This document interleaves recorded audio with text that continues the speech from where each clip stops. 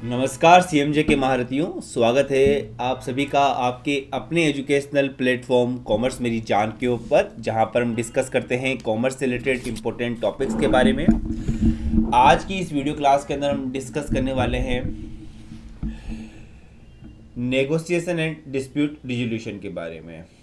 ये जो negotiation and dispute resolution है, ये चैप्टर कहाँ पर यूज़फुल होने वाला है, पहले मैं आपको वो बता देता हूँ। ये चैप्टर यूज़फुल होने वाला है आपके राजफेड के जूनियर अकाउंटेंट एग्ज़ाम में, आरसीडीएफ के जूनियर अकाउंटेंट एग्ज़ाम में, और उन सभी एग्ज़ाम के अंदर जहां पर आपके टेंडर, बिड इवोल्यूशन, नेगोशिएशन और डिस्प्यूट रिजोल्यूशन आपके टॉपिक में है, या फिर उन सभी एग्ज़ाम में जहां पर आपके स्पेसिफिकली मैं राजस्थान की बात कर रहा हूं, राजस्थान के उन सभी एग्ज़ाम में जहां पर आरटीपीपी एक्ट या आरटीटीपी एक्ट एंड रूल्स आपके कोर्स में है, वहाँ पर ये चैप्टर आपके लिए यूजफुल होने वाला है। वहाँ पर ये चैप्टर आपके लिए यूजफुल होने वाला है। जैसे कि अभी राजस्थान के अंदर संविदा के ऊपर जूनियर अकाउंटेंट की वैकेंसी निकली हुई है, उसका जो सिलेबस है वो सेम है जो कि टीआरए जूनियर अकाउंटेंट का था। उसमें बस एक टॉपिक एक्स्ट्रा है, आरटीटीपी एक्ट्स एंड रूल्स। तो वहाँ पर भी ये चैप्टर आपके काम में आ जाएगा। इस चैप्टर को हमने हमारी जो क्लासेज हैं जो ऐप के ऊपर अवेलेबल है, वहाँ पर हमने फुल फ्लेश तरीके से कर रखा है, जहाँ पर हमने इसके क्लासरूम नोट्स भी आपके साथ प्रिपेयर किए हैं। प्रिंटेड नोट्स जो है, जो कि आपके फ्यूचर रेफरेंस के लिए ज़रूरी है, वो भी आपके साथ डिस्कस किए हैं, और उनसे रिलेटेड एमसीक्यू भी आपके साथ डिस्कस किए हैं। तो इस क्लास का हमारा ऑब्जेक्ट क्या रहेगा, इस पूरे चैप्टर को एक समराइज वे के अंदर बहुत ही सुपर फास्ट स्पीड में इस चैप्टर को कवर अप करना है, लेकिन उतनी स्पीड में जितनी में आपको भी समझ में आ जाए, और जिन स्टूडेंट्स ने ऑलरेडी ये चैप्टर कर रखा है उनका एक तरह से रिवीजन हो जाए। तो ये हमारा इसके लिए यहाँ पर ऑब्जेक्ट रहने वाला है। चैप्टर का नाम क्या है, नेगोशिएशन एंड डिस्प्यूट रिजोल्यूशन। इसके पहले एक और चैप्टर हमने पढ़ा था, टेंडरिंग एंड बिड इवोल्यूशन। यह टेंडरिंग एंड बिड इवोल्यूशन के आगे का ही पार्ट है। आई बात समझ में? लेकिन क्योंकि हमारा जो ऑब्जेक्ट रहता है हर टॉपिक को इतनी क्वालिटी के साथ करवाना कि उस टॉपिक के अंदर सब कुछ आगा पीछा सब कुछ इंक्लूड हो जाए, क्योंकि आपको बार बार गवर्नमेंट एग्जाम देने का मौका नहीं मिलता है। तो हमारी कोशिश रहती है कि आपका जो गवर्नमेंट एग्जाम आपका जो अगला गवर्नमेंट एग्जाम हो वो आपका लास्ट गवर्नमेंट एग्जाम हो, उसी में आपका सिलेक्शन हो जाए। इसलिए हमारा जो कंटेंट रहता है उसमें हम सब कुछ कवर अप आपके लिए करते हैं, और उस तरह से कवर अप करते हैं कि आपके एग्जाम में जब आप एग्जाम देने जाओ तो आपको किसी तरह की कोई भी दिक्कत वहां पर ना हो। तो उसी का ही आगे का पार्ट है, लेकिन इसको मैंने अलग चैप्टर में किया है, नेगोशिएशन एंड डिस्प्यूट रिजोल्यूशन के बारे में। पहले तो मैं आपको क्लासरूम नोट्स का फटाफट से रिवीजन करवा देता हूँ। 10 मिनट की ये क्लास होने वाली है। यहाँ पर जहाँ पर भी एक्ट और रूल्स की बात आती है वो आरटीटीपी एक्ट होगा 2012 और आरटीपीपी रूल्स होगा 2013। आरटीडब्ल्यूपी का मतलब क्या होता है, Rajasthan transparency in public procurement. मतलब कि राजस्थान के अंदर कभी भी पब्लिक प्रोक्योरमेंट करते हो तो वहाँ पर आपको ट्रांसपेरेंसी रखनी चाहिए। एक्ट है वो 2012 का है, रूल्स है वो है 2013 का। रूल्स में बताए जाते हैं प्रोसीजर्स। दो हमारे मेन टॉपिक है, एक तो है नेगोशिएशन के बारे में और एक है आपके अपील के बारे में। तो सबसे पहले हम बात करते हैं नेगोशिएशन के बारे में। देखिएगा नेगोशिएशन होता क्या है। नेगोशिएशन का मतलब है आप एक तरह से क्या कर रहे हो, बार्गेनिंग कर रहे हो, जहां पर आपका ऑब्जेक्ट क्या होता है, रेट्स वगैरह को कम करना, रिड्यूस द रेट्स। लेकिन क्वालिटी वहां पर कम नहीं होनी चाहिए, आपको ये भी ध्यान में रखना होता है। ठीक है ना। आप नेगोशिएशन किसके साथ करोगे, अगर आपने हमारे लास्ट चैप्टर की क्लासेस दे रखी है, बिडिंग के अंदर 3 बंदे आए हैं, जो सबसे लोएस्ट प्राइस बिड करेगा, कोट करेगा, उसको हम L1 का नाम देते हैं, जो हमारे लिए सबसे ज़्यादा एडवांटेजियस है। एक ने कहा कि मैं 100 रुपये में काम कर दूंगा, एक ने कहा 110 में काम कर दूंगा, एक ने कहा मैं 105 में काम कर दूंगा। सेम ही काम है, तो जो 100 वाला जो बंदा होगा वो हमारे लिए सबसे ज़्यादा बेनिफिशियल है, उसको हम L1 नाम देंगे और उसी को हम अपना टेंडर देंगे। तो ये कहता है कि नेगोशिएशन आपको किसके साथ करना होता है, नेगोशिएशन आपको L1 जो बीडर होगा उसके साथ आपको नेगोशिएशन क्या होगा, करना होगा। L1 कौन होता है, जो लोएस्ट और बेनिफिशियल बीडर आपके लिए होता है। अब अगर हम उसको कहेंगे कि यार देखो भाई आपने जो 100 रुपया बताया है, हमको लगता है कि यार ये काम 98 में भी हो जाना चाहिए, तो क्या आप 2% कम करोगे क्या अपनी प्राइस को, उसको भी सोचने समझने के लिए हमको टाइम देना होगा। वो टाइम कितने दिन का रहेगा, 7 दिन का टाइम पीरियड उसको देना होगा। ये बात कही गई है आरटीटीपी एक्ट और रूल्स के अंदर। लेकिन ये एक और बात कहता है यहाँ पर, जनरल बात क्या कहता है कि आपको वैसे तो नेगोशिएशन जो है वो करना ही नहीं चाहिए, क्योंकि अगर आपको भी पता है कि नेगोशिएशन जब आप करते हो तो वहाँ पर आपकी जो क्वालिटी है वो क्या होती है, कहीं ना कहीं क्वालिटी जो है वो कहीं ना कहीं प्रभावित हो सकती है। साथ में एक जो फेयरनेस है, कि सिंपल सी बात है कि जो पब्लिक प्रोक्योरमेंट करने वाला जो बंदा है वो सरकार के पैसों पे, पब्लिक के पैसों के ऊपर सरकार के लिए कुछ खरीद रहा है, और वहां पर अगर नेगोशिएशन आता है तो लगता है ना कि यार कहीं कुछ गिफ्ट वगैरह लिया होगा या फिर कुछ उनकी मिली भगत हो सकती है, तो जो फेयरनेस होती है बिडिंग प्रोसेस की वो कहीं ना कहीं प्रभावित होती है। तो कहा जाता है कि नेगोशिएशन जहां पर लगे कि यार मार्केट वाली ही प्राइजेज हैं तो आपको नेगोशिएशन करना ही नहीं चाहिए।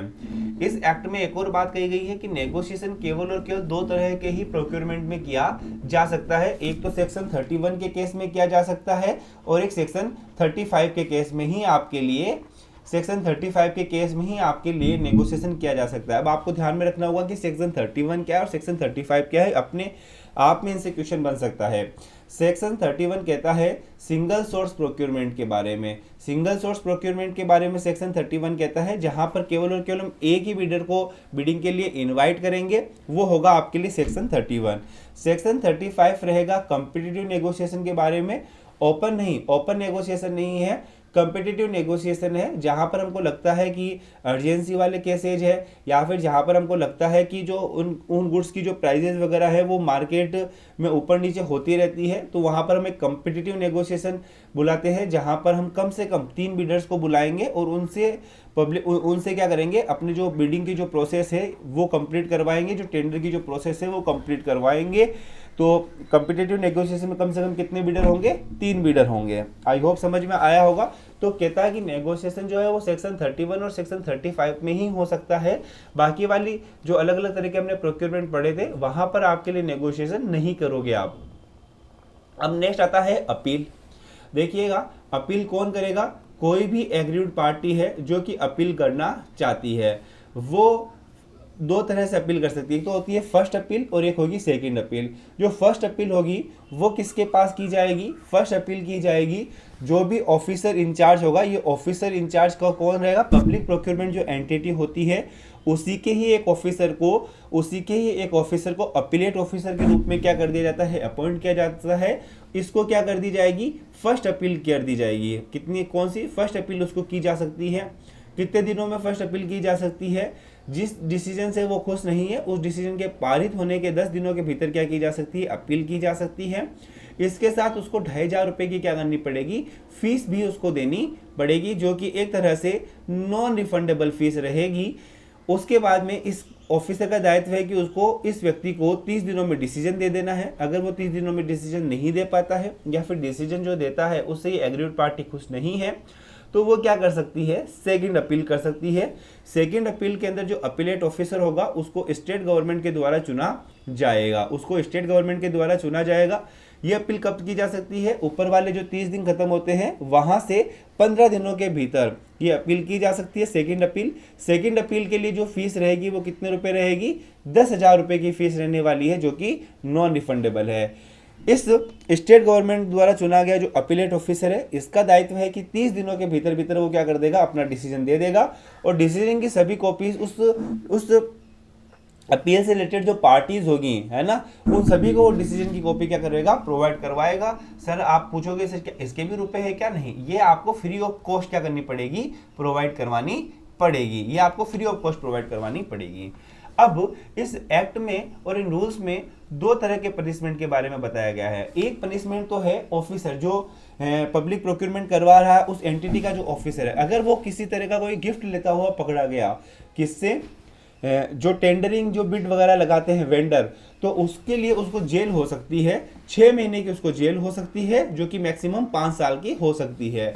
नेक्स्ट आता है, अगर आपने फालतू की अपीलें की है, तंग करने वाली अपीलें की है, वेक्सेसियस अपील अगर आपने की है तो आपके ऊपर मैक्सिमम 20 लाख की पेनल्टी लग सकती है। तो इस तरह से लिखा गया है 20 लाख की पेनल्टी या फिर 5% ऑफ प्रोक्योरमेंट वैल्यू, जो भी प्रोक्योरमेंट वैल्यू होगी उसका 5% हम देखेंगे, दोनों में से जो भी कम होगा। For example procurement value 1 crore रुपए की है तो 1 करोड़ का 5% तो कितना हो गया, 50 लाख हो गया। 50 लाख और 20 लाख दोनों में से जो भी कम है तो कितना हो जाएगा, 20 लाख। प्रोक्योरमेंट वैल्यू केवल और केवल 1 लाख की है, 1 लाख का 5% कितना हो गया? 5,000। 5,000 और 20 लाख दोनों में से जो भी कम है 5,000, तो मतलब मैक्सिमम कितनी लग सकती है? 20 लाख लग सकती है। यहाँ पर गिफ्ट लेने में ये जेल तो है ही है, साथ में आपके ऊपर फाइन वगैरह भी चार्ज किया जा सकता है। ये तो हमने क्या किया, जो भी हमारे क्लासरूम जो नोट्स थे उसका हमने फटाफट से रिवीजन कर लिया। अब मैं जो नोट्स लिखे हुए हैं उनका भी आपको फटाफट से रिवीजन करवा देता हूं। नोट्स में लिखी हुई बातें ऑलमोस्ट मैंने ऊपर आपको बता दी है, लेकिन फिर भी देखिएगा। प्राइस नेगोशिएशन, प्राइस नेगोशिएशन कहता है कि आपको सेक्शन 31 धारा 31 और धारा 35, सेक्शन 31 और सेक्शन 35, यहीं पर आप क्या कर सकते हो? नेगोशिएशन कर सकते हो। बाकी जगह के ऊपर आप नेगोशिएशन मत करना। Section 31 single source procurement, single source procurement में केवल और केवल जो एक बिडर होगा उसको ही हम क्या करेंगे? इनवाइट करेंगे बिडिंग प्रोसेस को कंप्लीट करने के लिए। सिंगल बिडर यहां पर आएगा। कंपिटिटिव नेगोशिएशन, कंपिटिटिव नेगोशिएशन दो केसेस में हो सकता है, या तो जहां पर अनफोर्सिन इवेंट हो और हमको लगता है कि बाकी जगह पर जाने से अच्छा है कंपिटिटिव नेगोशिएशन पे चले जाए, या फिर जो मार्केट की जो प्राइजेज है वो फ्लक्चुएट होती रहती है। तो यहाँ पर हमारी कमेटी की राय है कि हम कंपिटिटिव नेगोशिएशन पे चले जाए। इसके लिए आपको एक परचेज कमेटी बिठानी पड़ेगी, परचेज कमेटी बिठानी पड़ेगी, और कम से कम 3 बिडर्स को आपको वहां पर बुलाना पड़ेगा कंपिटिटिव नेगोशिएशन करवाने के लिए। देखिएगा, नेगोशिएशन वैसे तो आपको करना ही नहीं चाहिए, लेकिन आप सिंगल सोर्स प्रोक्योरमेंट और कंपिटिटिव नेगोशिएशन में आप कर सकते हो। बाकी जगह पर आपको नेगोशिएशन जहां तक हो सकता है उसको आपको अवॉइड आपको करना है। आई बात समझ में? इसके अलावा और इंपॉर्टेंट कुछ और बातें जो आपके लिए, ये देखो हर एक टॉपिक के बाद में जो एमसीक्यू है वो हमने आपके लिए और करवाया है ना। ये 7 दिनों का टाइम भी है, मैंने आपको सब कुछ बता दिया है। अपील, सेक्शन 40 है अपील का। अपील कितने दिनों में की जाएगी? अगर आप खुश नहीं हो तो 10 दिनों के भीतर क्या की जाती है? अपील की जाती है। अपील जब आप करते हो फर्स्ट अपील, तो फीस कितनी रहती है? 2500 रुपए की फीस रहती है, जो कि नॉन रिफंडेबल रहती है। ये भी बात आपको ध्यान में रखनी है। इसके अलावा अगर मैं बात करता हूँ तो वो व्यक्ति कितने दिनों के अंदर अपना ऑर्डर दे देगा? वो व्यक्ति 30 दिनों के भीतर अपना ऑर्डर दे देगा। यहाँ पर एक बात ये एक और लिखी हुई है कि अगर आपको पता है कि पहले हम टेक्निकल बिड ओपन करते हैं और उसके बाद में हम फाइनेंशियल बिड ओपन करते हैं। टेक्निकल बिड में राम, श्याम, मोहन और ये गणेश आए थे, ठीक है ना। गणेश टेक्निकल बिड के लिए एलिजिबल ही नहीं हुआ, तो हमने उसकी मतलब वो टेक्निकली एलिजिबल नहीं हुआ काम करने के लिए। तो कौन हुआ? राम, श्याम और मोहन हुए। फिर हमने फाइनेंशियल बिड ओपन की। अगर फाइनेंशियल बिड ओपन करने में किसी भी व्यक्ति को कोई दिक्कत है तो वहां पर अपील केवल और केवल राम, श्याम और मोहन के द्वारा की जा सकती है। ऐसा व्यक्ति जिसकी टेक्निकल बिड एक्सेप्ट नहीं हुई है वो वहां पर अपील नहीं कर सकता है। ये वाला इस पॉइंट के अंदर हमने लिखा है। कितने दिनों के अंदर ऑर्डर दे दिया जाएगा? 30 दिनों में ऑर्डर दे दिया जाएगा। सेकंड अपील की जा सकती है। पहला वाला जो टाइम पीरियड है 30 दिनों का खत्म होने के 15 दिनों में अपील की जा सकती है ऐसे ऑफिसर के पास जिसको स्टेट गवर्नमेंट ने क्या किया है? अपॉइंट किया है। ये व्यक्ति भी कितने दिनों में अपना डिसीजन देगा? 30 दिनों के अंदर अपना डिसीजन देगा। नहीं डिसीजन दे पाता है तो लिख कर देगा कि वो 30 दिनों में अपना डिसीजन क्यों नहीं दे पाया है। इसके लिए 10,000 रुपए की फीस लगेगी इसके यहाँ पर, जो कि नॉन रिफंडेबल रहने वाली है। कुछ केसेस जो है जहां पर अपील नहीं की जा सकती है, ये भी आपको देखना है। इसके बाद में आता है पनिशमेंट। पनिशमेंट 2 तरह की होती है। अगर आप एक पब्लिक प्रोक्योरमेंट अथॉरिटी है और वहां पर गिफ्ट वगैरह लेते पकड़े गए हैं तो आपको जेल होगी 6 महीने की, जो कि बढ़ाकर 5 साल की जा सकती है। साथ में फाइन भी आपको लगाया जा सकता है। या फिर अगर आपने तंग करने वाली अपीलें लगाई है तो 20 लाख रुपए, मैक्सिमम 20 लाख रुपए हैं, या फिर प्रोक्योरमेंट वैल्यू का 5%, दोनों में से जो भी कम होगा उतने से आपको दंडित किया जा सकता है। फीस कितनी रहेगी? पहली अपील की जो फीस रहेगी वो 2500 रुपए रहेगी। सेकंड अपील की जो फीस रहेगी वो 10,000 रुपए रहेगी। डीडी वगैरह के थ्रू आप इस फीस को पे कर सकते हो, और जो अपीलेट कंसल्ट अथॉरिटी रहेगी उसके नाम पर। इसके अलावा जैसे ही डिसीजन दे दिया जाएगा उस डिसीजन की जो कॉपी है सभी रिलेटेड पार्टीज को, रिलेटिंग टू मैटर पार्टीज को दी जाएगी। कैसे दी जाएगी? फ्री ऑफ कॉस्ट दी जाएगी। और उसके बाद में हमने किए हैं इसके एमसीक्यूज, देख लीजिए। आपको भी 1-2 एमसीक्यू करवा देता हूं। What is the time for filing पहली अपील? पहली अपील कितने दिनों में की जाती है? 10 दिनों में। इसके अलावा who can file an appeal after declaration of the successful bidder under section 31 कहता है कि सेक्शन 27 में सक्सेसफुल बिडर के बाद में केवल और केवल जो पार्टिसिपेट बिडर है वही अपील कर सकते हैं। कितने दिनों के अंदर पहली अपील का निपटारा होगा? 30 दिनों के अंदर पहली अपील का निपटारा होगा। सभी टॉपिक जहाँ से क्वेश्चन बन सकते हैं वहां पर मैंने क्वेश्चन बनाए हैं। अगर आप पहली अपील से खुश नहीं हो तो सेकंड अपील कितने दिनों में कर सकते हो? 15 दिनों के अंदर कर सकते हो। दूसरी अपील कर सकते हो, कितने दिनों में कर सकते हो? किसको कर सकते हो? किसको कर सकते हो? ये स्टेट गवर्नमेंट के द्वारा जो अथॉरिटी बनाई गई है उसको आप क्या कर सकते हो? सेकंड अपील कर सकते हो। कितने दिनों में कर सकते हो? ये इस क्वेश्चन में पूछा गया है। 15 दिनों के अंदर आप ऐसी अपील कर सकते हो। आई बात समझ में? ये वाला वो क्वेश्चन है जहां पर मैंने बताया था कि अगर आपके टेक्निकल बिड को इवैल्यूएट किया गया है फाइनेंशियल बिड से पहले, तो फाइनेंशियल बिड से रिगार्ड में कौन अपील कर सकता है? केवल और केवल वही जिनकी टेक्निकल बिड क्या हुई है? एक्सेप्ट हुई है। हमारे केस में राम श्याम मोहन की टेक्निकल बिड एक्सेप्ट हुई थी, वो कर सकते हैं, गणेश नहीं कर सकता है।